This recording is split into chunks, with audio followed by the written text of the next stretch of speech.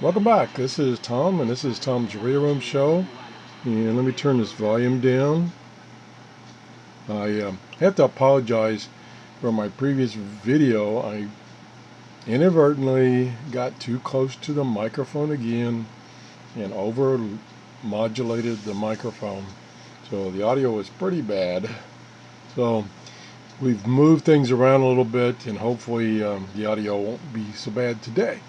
Anyway, we're back to the Tecsun PL-880 radio, and this radio is good and bad. You know, I have a love-hate relationship with this radio. When it first came out, I really wanted to like it because it was one of the first new radios in a long time in this size and price range. It cost about $160. Came out last year, but I quickly learned that it had a lot of quirks about it, and it was apparent that Tecsun had rushed this to production before it was released. One of the indicators was the fact that there were a number, probably half a dozen or more, undocumented features that they apparently didn't quite get checked out, so they didn't put it in the documentation, but the feature was there, and some of them worked and some of them didn't work. My first version of this radio, I got one of the very first versions off the production line, I believe, because I pre-ordered it. It would not work in single sideband very good at all. It was really distorted. It was just unusable. So I sent it back, and again, I really wanted this radio to succeed. So a couple months later, they came out with a new version. New version meaning they changed the firmware in the microcontroller that controls the radio and its functions. And it addressed some of the problems, including single sideband operation. And indeed, single sideband operation improved. Still was not right, still not right today. And subsequently, they have stopped changing the revision number that you can look up in the radio so that you can't compare version numbers. And so there are some newer versions out there, but they have the same version number as this one. But anyway, one of the confusion factors of this radio is it has a lot of features, and some of them can be quite confusing. My previous video, I had a question from one of my subscribers about doing the ATS function and the fact that there's two options. I did make one mistake. Well, I made probably many, but one glaring mistake I made in that presentation, which I got fooled, is that in the option, ATS option for shortwave, where you can scan the entire band, shortwave band, that's not absolutely true. It's scanning the entire set of international bands. So it doesn't start from the lowest frequency like 2.3 and scan all the way up to 30 continuous. It doesn't do that. It skips. And the confusion part is it starts, of course, down in the lower band, and one of the bands down there, 80 meter band or 81 meter band, is also the amateur radio band. So that led me to believe it was scanning everything. Well, when somebody mentioned that that was not true, and I went back and looked at the video in slow motion, and sure enough, in slow motion, I could see that it was jumping, and it was jumping when it was doing that scan to each international meter band. So I have to correct myself. Thanks for the viewer that caught that, and we got that out of the way. Okay, now the next question that came up is, once you've taken your radio and you've programmed in some memories, some memory frequencies, how do you have it auto scan those programmed in frequencies? And it's pretty simple, but there's again a confusion factor. If you use page 0, and page 0 of the memory locations is the page that is used to create these ATS results. When it does a scan, when it finds a frequency, a strong frequency or a strong noise, it stores it in that page 0, of which there's 100 memory locations. So that page 0 is treated a little differently. Also, when you want to do the auto scan of what's stored in memory, it treats page 0 differently than all the other pages. And it's very confusing because I think what the instructions are saying is that when you're doing ATS scans, and you're using the feature where it's only scanning one international band out of all of them, it will save what it finds in the next available memory location. And then if you go to another meter band and do an ATS, it'll add those to it. And the confusion factor is when you try to use the auto scan of what's in page 0 memory, it will pick one of those, you can pick one of those bands that you've scanned. Well, I don't know if I can even say this and get it correct. That you can say, let's give me an example. Say you did the option, ATS shortwave option where you just scanned 1 meter band. And so you scanned the 31 meter band. And it found 3 stations that stored in memory in page 0. Then you did another scan using that same function, but you scanned in the 41 meter band. So it saved some more on top, not on top, but in addition to the ones that it stored. So you have one section of memory that has scans that you did in the 31 meter band, and then you had another set of memory locations that it stored into when you did the scan to the 41 meter. Then when you do the auto scan of memories, in this case page 0, you have to pick which one of those groups, like in this case 31 meter or 41 meter, for it to scan. It won't jump over and scan them all. That's the way I interpret it. And I did a test earlier and that appears to be what it's doing. It's a little difficult to show it though.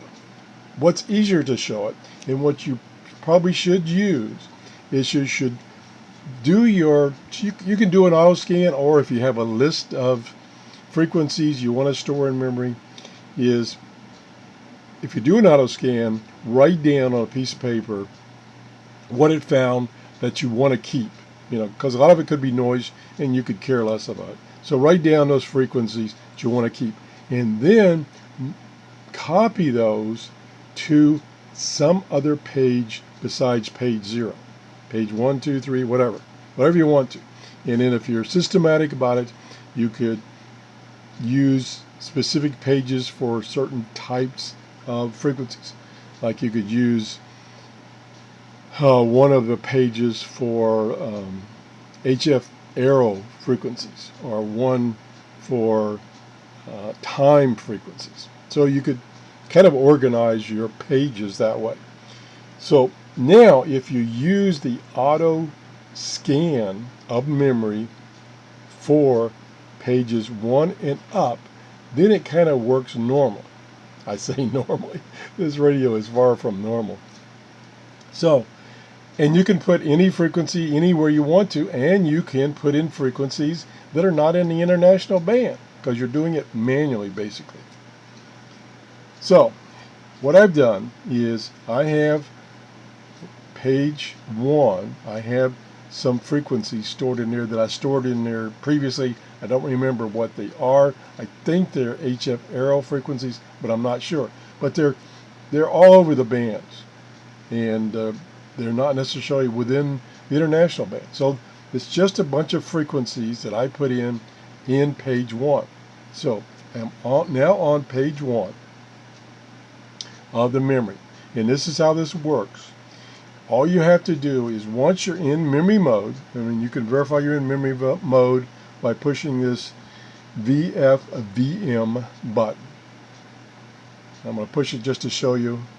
Okay, now it's not showing the PXXX. It's showing the signal strength numbers, which is another confusion factor. Also, in that this radio does not have your typical S meter like in a bar graph or numbers. It's using these noise and level numbers. It's a whole different system you have to learn. I don't like it personally. Okay, so now I'm in variable frequency mode. So let's go back to variable memory mode. Okay, and then I had selected page 1 because that's where I've got something stored. I don't have anything stored in any other pages. Now, once you've selected memory mode and you've selected a page, then you press and hold again that button,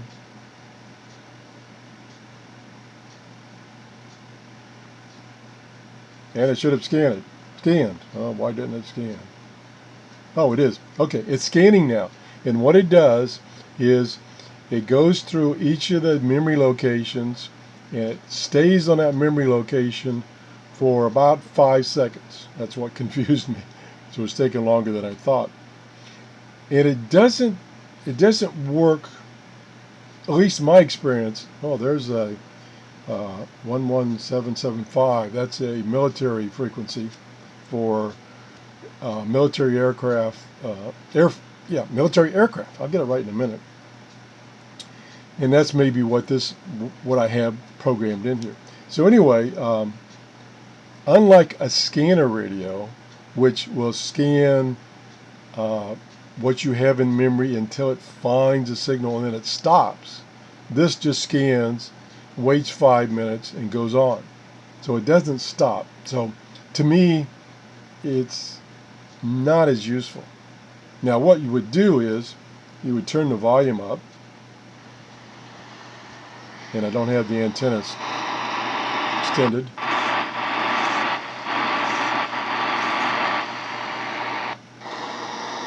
Turn the volume down a little bit. Okay, now if I leave this sitting still so you can see it slowly scanning through the memory locations.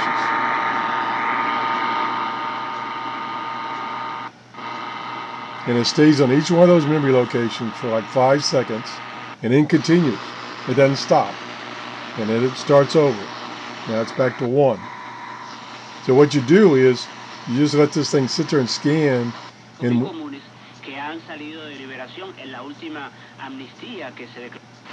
now see, it didn't stop even though there was a strong station. So what you do is you just let it scan. Let me turn the volume down so you can hear me. Until you hear something, and then you go over and push that button again to stop the scanning. And that's how it works. Like I say, to me it's not as convenient, but you have to keep in mind that you're listening to shortwave, AM in this case, and could be single sideband. And so you've got a lot of noise all the time, or usually you have a lot of noise. So like a squelch that you have on a scanner is not really applicable when you're listening to the HF bands. So therefore the radio can't really act like a scanner and scan memory until it hears a signal and stop. Because like you saw, even the one station that had a strong signal, and I'll get back to there in a minute, it didn't stop on it.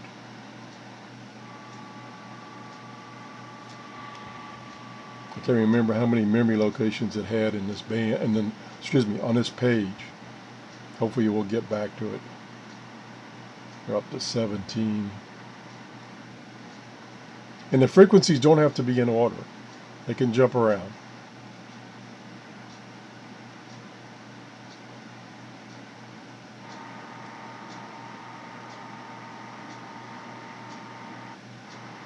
I'm up to 24 already.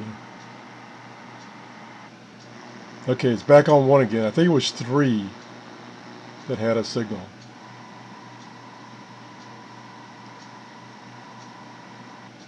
There it is.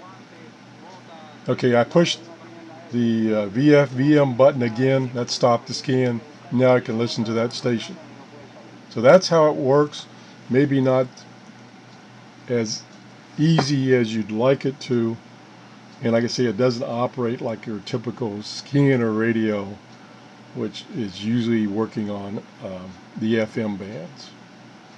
Okay, that's the show. I hope it explains a little more precise how you scan memory frequencies that you've stored previously. And like I say, the best thing to do is put it in whatever your list of frequencies, put them in page 1 and up, not in page 0, because that's the temporary memory. And also, if you do the option where it scans all the international bands, it erases everything. So you'd lose everything you had stored in page 0.